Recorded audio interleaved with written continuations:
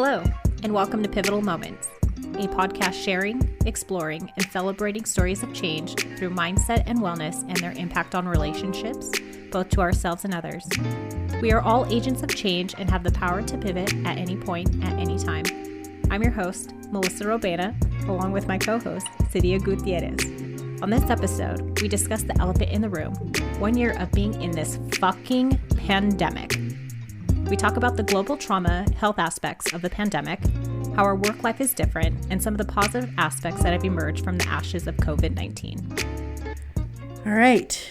It is now officially a year past us being in this pandemic. I cannot believe it's been a year. It is insane to me that we've gotten this far, but at the same time, it went by pretty fast. Speak for yourself. I have been trapped in my house, working from home, being afraid to go out for the past year. Okay, so I do speak for myself. That's totally fine. Talk to me more about that. How has the last year of lockdown been for you? Long but short. It's weird. So you and I have talked about in previous episodes, the amazing things that you and I have explored as a result of this pandemic pause. But I felt like when anybody would ask me, what are you doing Wednesday?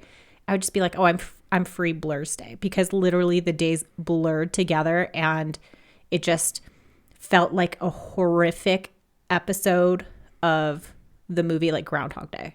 Have you ever seen that movie? I have seen that, and there's also a Supernatural episode that does a similar kind of thing where you're repeating the same day over and over again. And that's what it feels like to me. But see, in that episode, Dean kept getting killed until Sam learned his lesson. My soul feels like it dies a little each day. The longer I am stuck in the house. Okay, well, but at this point, you have started to go out a bit more, right? You had the trip to Zion that you've talked about. Yeah, and I also just got my first vaccination shot, which was so freeing to me. And my husband couldn't understand why I wanted this shot so bad. So he's a college student, 15-year plan. I love you, sweetheart, but 15 years or something like that. So You are exactly where you need to be, Vince. Go on. So, he was getting it, and I found myself to be so jealous is a little part of it, but it was just okay, so he booked the appointment, and he got the appointment for the shot. And while I was happy for him, I just started crying, and he could not understand why I was so upset. And it's at first, I thought, I was oh, I can't go out. And he's like, well, you can go out. Like you mentioned, we went to Zion, and, I've been going on hikes with him recently. But once I kind of stripped it down, it was the fact that I felt like I was living in fear. I don't know about you. Do you feel felt like you've been living in fear the past year? I think in the beginning, especially when we were really locked down, mm-hmm. and here in the state of Nevada, the governor went into our weird phase 2, before everybody went back and forth as to, what phase are we in, what color coding bullshit are we doing, right? But at that point in between, it was strange going to the grocery store. So Matt is an essential worker, and the law were considered essential as well. I don't know that all of us really are, but lawyers went to go fight for that. So I too have now received my first vaccine. But during that time period, he was going into his work every single day.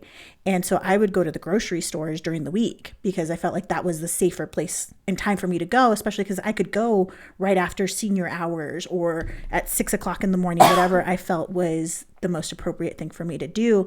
And that time felt really scary because it was, there wasn't anything in the shelves, right? So that was a hard one. There wasn't anything, there weren't people out. There weren't any kind of, what was it? There weren't people on the streets. And I remember the first time I crossed the strip, I was like, what the hell is going on here? Well, I remember you had mentioned something in a previous episode where you and Matt actually talked about, are there not people out because they're wanting to stay at home, or is it just that they can't afford to go out? Well, and that was later on, right? That was more during the Christmas season that we kind of saw those effects. But I think like really in what was March and April of 2020, it was just kind of, holy crap, like people are really freaking the fuck out and not knowing where you could go, how safe you could be. Was wearing one mask enough?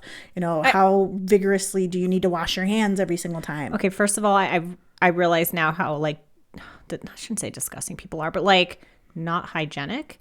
But also too, like coming back to like kind of like what you're saying is like I never felt like I had like the most current information. And there were so many different resources or information out there of like, do this, don't do this. And, you can contract the virus doing this, but not this. And I felt like there was so much information being thrown at me, but I couldn't discern which was true and which wasn't. And that was kind of frightening for me because I didn't know if I was, going to catch it, if I was living my life the way the CDC wanted us to. And what alphabet soup organization are you supposed to listen to? Exactly. Right. There was so many different things. And mind you, these are still things that we're dealing with a year later now into this. Yeah. And as we continue forward, I think there's been a little bit more clarity. I think the election being done and over with and having a new administration has certainly helped alleviate some of my stresses.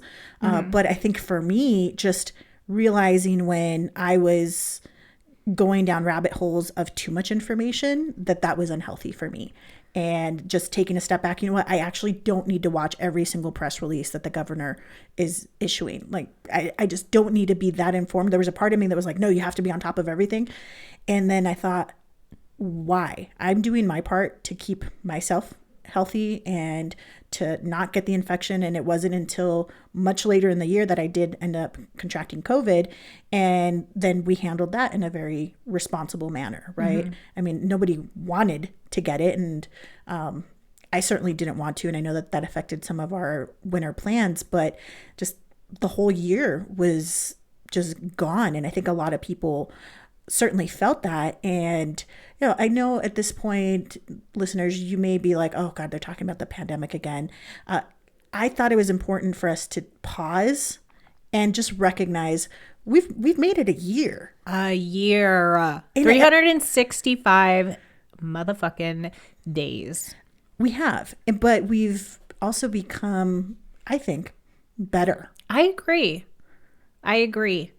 And I think I shared with you, it's like if the pandemic didn't happen, this version of ourselves would not exist.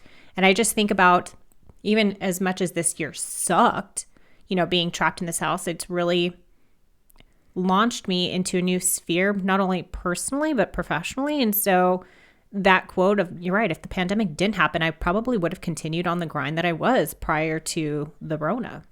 And a lot of people feel that same way. A lot of people had to reevaluate, and businesses and reinvent themselves. I can't tell you how many people I saw on the gram or on social media that are, look at her being all hip on the gram. Okay, they're so cute. I'm still not on TikTok, but I think when I saw people online switching careers or trying something new because either they were furloughed and they were like, if not now, when? Right? I've been wanting to do this. If not now, when? And I think people just took leaps of faith on themselves, and it seems to be working out well for a lot of people that I know. I would agree with that. And I'd add that people got a perspective on how precious life is. And there's so many people that we lost during this pandemic, and so many elderly and not elderly people. It's affected everybody. And taking that time to just reflect on, wow, what a gift it is to be able to spend time with you, to spend time with Vince, obviously to spend time with Matt because he's my favorite person. But, just really cherishing those relationships. And, some relationships have gotten better. Some of them, maybe they weren't as strong as we thought before, but that doesn't mean that they're not important. It just, I think, helped people get into focus as to what is important for them. Mm-hmm. What was life like before the pandemic for you? Like, just talk to me about like your everyday hustle. My everyday hustle was fucking insane. Okay, I'm going to break this up because I would try to get on your calendar Like I would try to like have like happy hour with you and you're like, well, I think I can do, 12 weeks from now. Are you available November 16th of 2027? I'm like, oh my God, are you serious? Yes. Yes, that's exactly what my life was like before. It was, oh yeah, no, I'd love to grab lunch. How's a month from now? And really trying to hold and keep those dates in, and because my litigation calendar would just get insane. I was managing way too many cases at the time, and I was raising the alarm about it. But it was still, I think for me, pre-Rona life, I still very much had lawyer as a big part of my identity.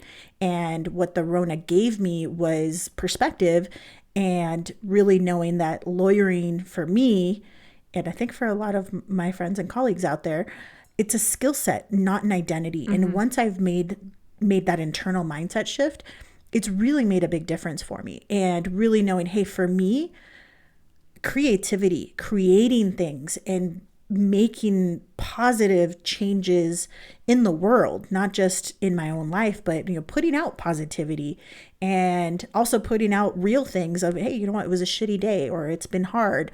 I'm nervous when certain people call and want my attention, that kind of stuff.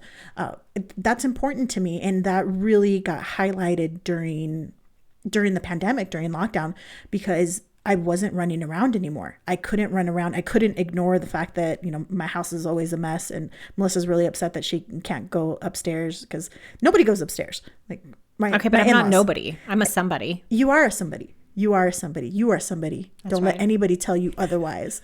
But the thing being that you couldn't ignore certain things anymore. And I couldn't ignore that my life was so overscheduled, that even though I've been in therapy since 2017, I made more growth and had bigger strides in this last year than I think I had in the prior 2.5 years of therapy before. Do you think that you were allowed, or I shouldn't say allowed, do you think you were able to bring your full self to all these different parties and individuals that you made plans with? Or were you just like so busy that it was just like not your attention span, but it was just like you could only give a little bit of part of yourself because you were just so spread so thin? It would really depend on the relationship.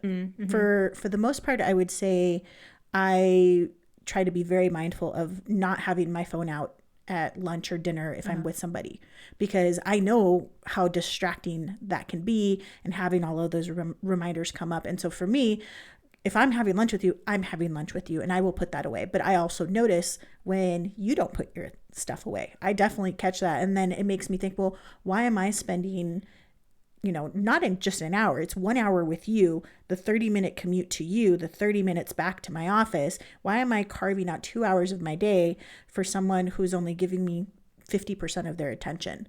And I don't want to be doing that. I want to be spending time, and really spending time with those people.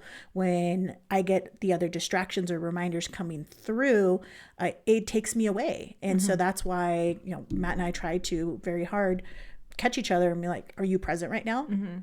Or are you trying to multitask? Because the more we get into neuroscience and the more we talk about the brain, you really can't multitask. You can maybe do something that's routine, like I can listen to a podcast and, do my makeup. That's not a problem. I'm really focusing on something that's already routine and not something that requires my attention. If you really require my full attention, I want to give that to you.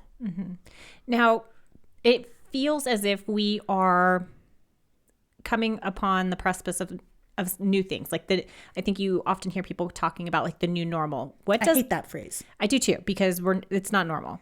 But what does that look like for you now? For me, is there any difference? There's a huge difference. I think my boundaries have come up even stronger now, and I'm pushing back a whole lot more on all different sectors of my life to make sure that I am living a life of being as opposed to a life of doing. Ooh, I like that. Thank you. I'm working on it. A life of being rather than a life of doing. yeah, it's how do I want to be in this moment? How, instead of what are all the things that I have to do? And really that's taking a lot of mindfulness. It's taking mindset work. It's being deliberate about how I spend my time. And recently I felt my pre-pandemic life creeping in. And I mentioned that to my therapist, is like the whole week just flew by and I'm like, how the fuck is it already a week gone? Mm-hmm. And it just, I was so mad at myself this last weekend because it literally just happened. Why were you mad at yourself? Because I felt as though I wasn't honoring what I want to be doing and what I'm sharing with people about how important boundaries are and how important it is to take time for yourself. And part of it was I don't feel comfortable going to the gym yet. Once vaccine number 2 comes, I watch out LVAC. I'm gonna be running laps like in the pool the entire time, and then I'm gonna be lifting weights like I've never lifted weights in my life because I miss those things, right? But our weather didn't allow for me to go on my walks. So instead of me going on my early morning walk or finding a different thing that I could do, I started working earlier and then I started working later. I haven't really drawn those lines, and I killed it professionally. I did so much and I felt so good about that part of my life. But then I felt so crappy that I didn't allow the other parts of my life that are very important, my relationship, my self-care, to a certain extent, I think even my eating, just they weren't priorities. And then I had to step back and go, no, that is not what I want to be doing.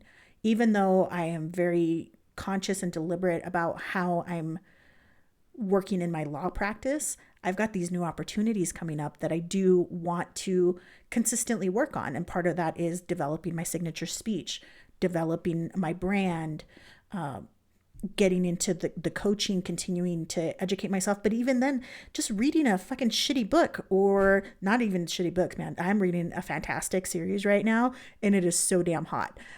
It's like YA, but they're all over 18. So I guess that's considered adult. I don't know, but it's like, it's fantasy. That's what it is. Fantasy.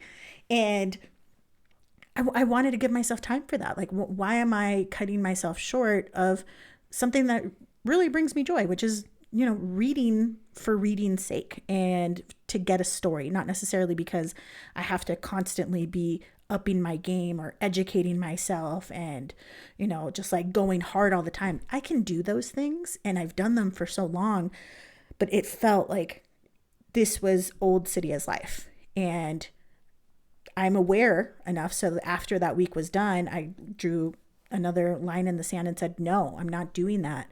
And this week has felt so much better because I have been more deliberate about how I'm spending my time, how much time I'm spending on the legal versus the podcast versus the branding versus my signature story, whatever it is that I'm working in, and making sure that I'm protecting the time that I have with Matt over the weekends. And so I think being more deliberate about where I am is the most important thing I can do for myself. You kind of answered my next question, which is like, so there's a lot of people that have been working from home or maybe were furloughed during the time of the Rona. And now that things are starting to reopen and they're like going back to work or taking their kids back to school or even going back to school themselves. Kids are going back to school. I was about to ask you, like, what advice would you give these people that, have become accustomed to, like I said, working from home or being furloughed, to like going back to maybe a place where maybe they don't feel safe? Like, what do you do in those situations where maybe you don't feel safe, or you say to yourself, you know what? I have been working from home successfully for the past year. Like, why do I need to go back to an office? Excellent question and excellent point, because I do think that a lot of people are going to experience that, right? I've done my job successfully from home. Why do I have to go back into this office to give you FaceTime? Mm-hmm. And there are going to be places and managers who are going to still require that. And I think if these businesses have not already reevaluated what they're doing and how they're doing it, the workforce coming back, if that is what is going to happen, needs to speak up for themselves. If the pandemic has taught us anything, is that you're working with people and that we are all humans first. And so if you are just treating your employees like trash, or you're treating them like disposable, replaceable people who you're like, I don't give a shit that your spouse got the Rona, or I don't care that your kid's sick. You can't do that anymore. You are not going to be a successful business. You are not going to keep talent. And if you're not willing to make those changes, people are going to find the places that are. Mm-hmm. So businesses basically have to adapt, because I can't imagine the conflict that has to happen in a person's mind, where it's like, okay, I need to go back to work because I need to pay bills, but I also have a kid that I don't feel safe putting them back into school because, I can't control what goes on in other people's houses, and stuff like that. So the conflict that must arise within parents has to be extremely difficult right now. Parents, employers, what's the right thing? I mean, we've all been struggling with this, right? And right. There is no right way to do this. There is, I think, the forefront has to be that you're dealing with people and just thinking about what can you do to really be there for people. But at the same time, giving everybody permission or grace to have some time to figure this out. Just because the kids are going back to school, the kids may not be comfortable going back to school. I guess this ties into this episode, but to me, I always think about, I was reading an article about people that had the Rona, right? And maybe they were in ICU and they were intubated and stuff like that. When they come out of that, the PTSD that they suffer as a result of being in the hospital, nearly dying. What about I think PTSD could even extend beyond that, right? I mean, there are people, I wouldn't necessarily categorize myself into this category, but that were paralyzed with fear of going out because of contracting the Rona. I mean, what ramifications do you see, or long-term effects do you see resulting from PTSD or the trauma that people experience being stuck at home? Well, trauma is the right word. We are in a global trauma, and we have been this entire time. It's going to look different for everybody. And I think that psychologists are probably, at least grateful for the fact that they have a global study at this point. Right. Everybody has gone through it. Every single country. Nobody has been unscathed by this. And seeing what those long-term effects are going to be, we don't know. We could look at different areas of PTSD and how people have dealt with it, veterans coming back and how they've dealt with just being able to get through their traumas. And really, it comes down to coping mechanisms. So what coping mechanisms are we as a society going to, one, seek out, but two, maybe require of people to have going forward? I was going to say, we talk a lot about mental health, and here in the US, mental health is almost like a luxury. I know that insurance, for example, and I use might with quotes, cover X amount of sessions per year, right? But oftentimes people are paying out of pocket. And I think when you're looking at something like this that impacted everyone and affects us all differently, there's going to be people that need to talk this out. There's going to be essential workers that work the front line that experience trauma from all the death that they saw. There's going to be PTSD from individuals that maybe couldn't say goodbye to their mother, father, sister, brother because they were in ICU and weren't allowed to have that goodbye. I think that the ramifications of this are going to be felt and experienced long after restrictions are lifted. Oh, absolutely. Especially when you think about the deaths. Oh, okay? God, yeah. Here in America, we had over 500,000 deaths? Yeah, I mean, 500,000 people just in the U.S. Mm-hmm. But when you have the fact that people couldn't mourn for their loved ones the way they wanted to, they couldn't have the funerals that they wanted. I know during the pandemic, my cousins lost their mom. And she didn't die from COVID. She died from pancreatic cancer. And I got to imagine that that's got to be hard, of just knowing, hey, we couldn't celebrate you the way we wanted to. And here we are coming up on the 1-year anniversary. Having dealt with people who have lost loved ones in the wrongful death arena that I often practice in, it is hard. And people really have a hard time dealing with that. And now we get to amplify that with, oh, and you weren't able to maybe go to the funeral. You weren't able to travel.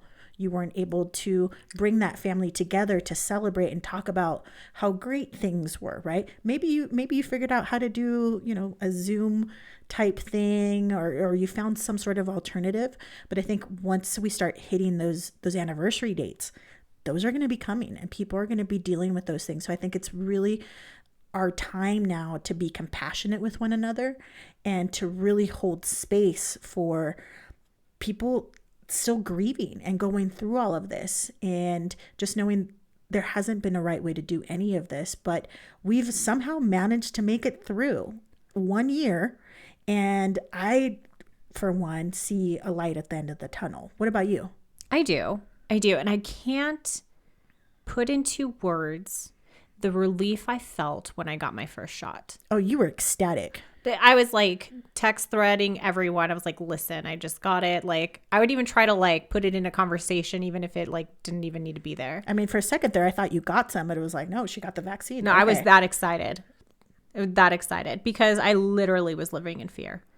And so while I know that I'm still going to be operating as if I haven't, meaning like, wearing a mask, social distancing, the fact that I have that extra layer of protection just brings such a huge relief for me. Huge. And I feel like I can breathe again. I can't explain it.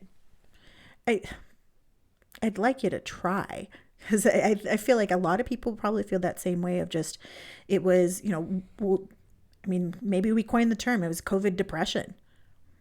Yeah, absolutely. Because the walls closing in on you, feeling like you can't go anywhere. Well, and safety. We'll see. And that when you talk about extending compassion, that was something my husband and I argued on, because he couldn't understand necessarily why I was so depressed. And, he brought up, well, you can still go out. We go hiking. We do all these things. Like, you can go out. You just choose not to. And, he was right. I could go out, but I was fearful to. And it wasn't until I actually was able to put a label on it, meaning like fear, and express that to him, that he was, came back and was like, I understand now. Mm-hmm. And that's really what it was. It wasn't necessarily depression. I mean, yeah, depression's maybe a byproduct of it, but truthfully, it was fear. Fear of going out, fear of contracting it. Because, even though I'm young and I'm healthy, you read those stories, and you mentioned earlier about like not reading news because it's just going to just depress you, right? Of all the negativity that's going on in the world. I was fearful that, I'm healthy, but what if I'm that anomaly in my age bracket that has to be intubated or, admitted to the ICU and I pass? That was terrifying to me. Right. And we're seeing the light at the end of the tunnel, but still people need to be safe and make sure they're taking precautions. But I think there was also a level of anger. I think anger. Where do you get that from? I think because you would see people not doing anything. And you're like, what the fuck? I'm over here like, rubbing my hands raw with soap and trying to wear a mask everywhere I go and, doing my part and just feeling like, the only person doing the work on the group assignment. That's a really good analogy. No, I guess there's a little bit of that for me, but it was also too like anger. Like there's people that are like, I'm not going to get vaccinated. Cool. Can I take your spot? And, yeah, I guess stupidity is just, I say stupidity, but that's how I perceive it to be. But, I would get angry. Let me take your spot. Cool. You don't want to get vaccinated? That's your choice. Mm-hmm. Let me have it. Right. And, some people don't feel comfortable with getting the vaccine. Mm-hmm. I don't know how that's going to play out. I think there's going to be businesses. That's going to be interesting to see how that's going to play out because, I travel a lot for work. Mm-hmm. And they require visas and different things to get into certain countries. I imagine or anticipate that you're going to have to show your vaccination card. And so it'll be interesting to see how this impacts businesses, travel, life, if you're going to have to carry this vaccination card to prove that you got vaccinated. So let me ask you this. What was something that a business or a service that you kind of used before the Rona, but then afterwards you're like, I can't imagine my life without it? Oh, like curbside groceries? Is that what you're like referring to? If it is for you, sure. Well, see, I don't do anything. Like literally don't do anything. Are you ever going to go back to a grocery store? Well, yeah, I actually enjoy grocery shopping. I like picking out my fruit. Maybe that's just coming from the Central Valley. I don't know if there's anything that I would do differently. No, just something that enhanced your world that you didn't even know you needed. I'm spoiled. I don't do the grocery shopping or any like heavy lifting here, so I don't. Maybe that's it. There we go. That's it. So like, my husband got furloughed right at the beginning of the Rona and then lost his job, and and he's since gotten employment, but man, I got spoiled. Gone to school. Gone to school. Well, yeah. Yeah. But I would say that. I mean, I got so spoiled. That's what I can't live without. I can't live without my house husband, right? That's a perk, isn't it? I think so. I think that's a perk. You didn't have a house husband. I did not have a house husband beforehand. And you've never had a house husband. No, before. my house husband makes like kombucha and dinners and laundry's done. Yeah, no, like that's nice. I'll keep that. You'll keep that one. See, I think that is a good thing. What about, that's an interesting question. What about yourself? I'm gonna go with a really corny one. Not necessarily Zoom. So Verizon has Zoom's competitor called Blue Jeans. Okay, yes. And that is what the court system has used. Because it's more secure than like WhatsApp and stuff, right? I don't know what their reasoning is. I don't care. I just want them to never get rid of it. I do not want to go down to the courthouse unless I'm picking a jury and going to trial. I have zero reason to go down there, pay a ridiculous amount for parking, have to go through security, take my shoes off. I mean, actually, you have to do all that to go to court? They don't make the lawyers take their shoes off, but I don't want to deal with any of it. That's like TSA. Yeah, well, they do because there's safety concerns Yeah. and those kinds of things. If there are any judges or lawyers or people of influence in the law listening to this podcast, please do not ever make me go back to the courthouse. I have no reason to go down there unless we're going to trial. There's absolutely no reason. You now know you can do all of this from your laptop. I can go on my morning walk. I can prepare for my hearing and show up on time, not sweating, not worried about getting into a car accident or making an illegal U-turn on that one little part of downtown Las Vegas that, as soon as I told Matt I was doing that, he was like, honey, can you please not do that illegal U-turn and just go the extra 3 blocks and go around? And I started doing it. You know why? Because I love him. And Loser. I know. God, things I do for love. I have to say though. Literally go the extra mile. Oh my. Ooh. Literally. Nice. God, now I'm bitter. But I don't want to have to do those things. I'm thinking like in terms of like the pandemic, I feel like people, I know you said you want them to extend some more or extend more compassion. I think people have, or maybe understanding. Like think about all those clips we see of kids interrupting meetings, or that lawyer that could not take that cat filter off of there. Oh my God, lawyer cat was one of the best things. But I mean, happen. people just laugh at it because they can understand, right? We've all had a meeting that's been interrupted by barking dogs or filters or kids like interrupting, like, or podcasts being interrupted by water being filled up for kombucha. No big deal. No Whatever. big deal. It happens, and I think people are just go with the flow. I can't tell you now, like when I go to Zoom meetings, like you're lucky if I'm wearing a bra.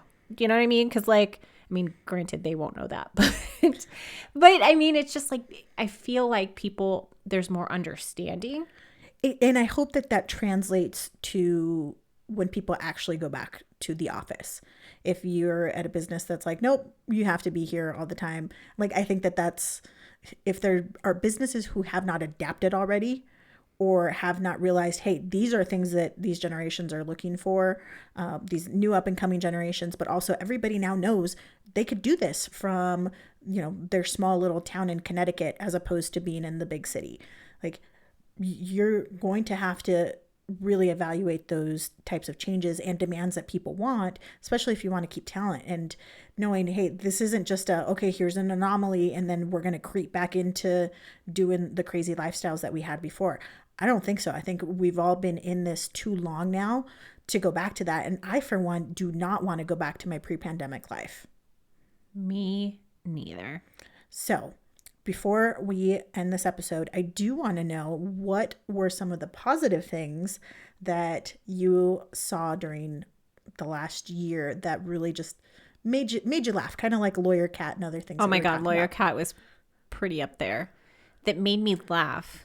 Or brought you joy. I have recently started to take time off to go hiking with my husband and his friends. That has been a highlight for me. And not to say that I couldn't have done that before the pandemic, but before the pandemic, I was inundated by work. Not to say that I don't have that same amount of work. I do. But I found time. I just learned the importance of wellness, mental health. And I think I've mentioned that in previous episodes. And so I just make myself more of a priority, because I, kind of like you, I refuse to allow my calendar to be that scheduled, that busy ever again. I totally agree with that. I don't want to go back to that. I don't want to have so many things that I'm not as available. And at the same time, though, there are certain meetings that I may not be able to make on a quick turnaround, because I am trying to hold those boundaries. And I think holding boundaries is key. That's been key for me. And it's actually, it is very difficult to establish those boundaries at first, but once you do, it's actually surprising how quickly people adhere to them. They do, especially if you are actually strict about them. And people realize, hey, this is something that means something to this person, and they'll try to help you out with it. So I've really found that that's a positive thing. Besides all of the amazing content that we have seen on, different streaming shows, and before we started recording, we were talking about Bridgerton and Dark. Like I love that all of that stuff has been out there. But I gotta say, I've just enjoyed making my own content, something that I hadn't really given myself permission to do before. And it is so much fun. Like I started with TikTok, and now I'm also active on Clubhouse, and we've got the podcast with all of the different social medias that we're doing with this. Just being a creator as opposed to just a consumer was such a huge highlight. And I love seeing other people doing it too, being like, I've never been on camera before, but now I'm going to try it out. I feel for me, the biggest shift that I have is that I'm more proactive. Not that I wasn't before, because I'm a huge type A person and plan everything, just slightly. But I felt that a lot of my life was spent in the reactive mode, especially with work. I felt like I was chasing all the time as opposed to leading. And now I feel like I carry the torch, and I get to lead the way of where I want to go. And it's so nice, because when you're proactive and you take control in your life, it feels so much more fulfilling, because now I'm filling my space with things that I want to do. And as a result, the content or whatever it is that I'm working on is so much better, because I have the energy and the excitement to do it. I love that visual of you, with your torch, running and leading all these people, because you're also doing it in your industry, right? Being one of the youngest people in appreciative inquiry and leading the path, and hopefully other people will join. I'm excited. I'm super excited about it. So I think overall, even though it's been a hard year, I would say it was almost a necessary year. It's weird. I mean, of course, there's been a lot of tragedy, but I feel like from the ashes, a lot of good has come out for me personally. And I know that, there are people that have lost loved ones, that have lost their job, that really struggled this year. And my husband, for example, even though he lost his job, he has managed to go back to school, find a job, started taking even some certificate courses to kind of reinforce or help, get into the direction or the path that he wants to go for his career. So I feel like it's been, like you said, necessary in a weird paradoxical sort of way. I mean, I don't want to go through Oh, no, I would another never pandemic. want to go. No. Yeah, I definitely don't want that to happen. But I feel as though our world and society needed the pause. Do you think that you would have been able to have this pause in your life had it not been for the pandemic? No, I don't think I would have been able to have any kind of pause in my life unless So you needed like an act of God, dare I say, for you to make these changes in your life? I would have needed to probably have a major health scare or have a complete mental breakdown. I think those two things probably would have gotten me to stop or get knocked up.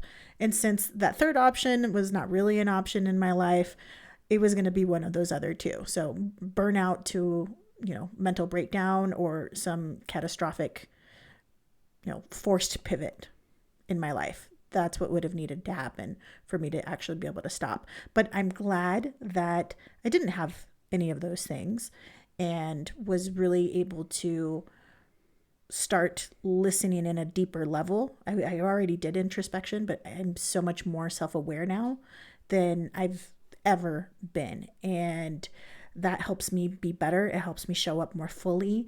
And it just helps me be my full self in every single space that I'm at, as opposed to, being one person in one space and a different person somewhere else. And, those are topics for another day, but helping me just be fully integrated, this pause has done. And that was my Yoda moment. Sorry, guys.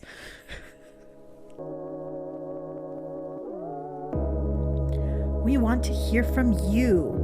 What are some of the positive aspects that have emerged from the pandemic in your life? Let us know in our private Facebook group, Pivotal Moments HQ. We want to thank our producer and music director, Ron Johnson. This has been an Astronomicus DMR production. Thank you for listening, and remember, it's never too late and you're right on time.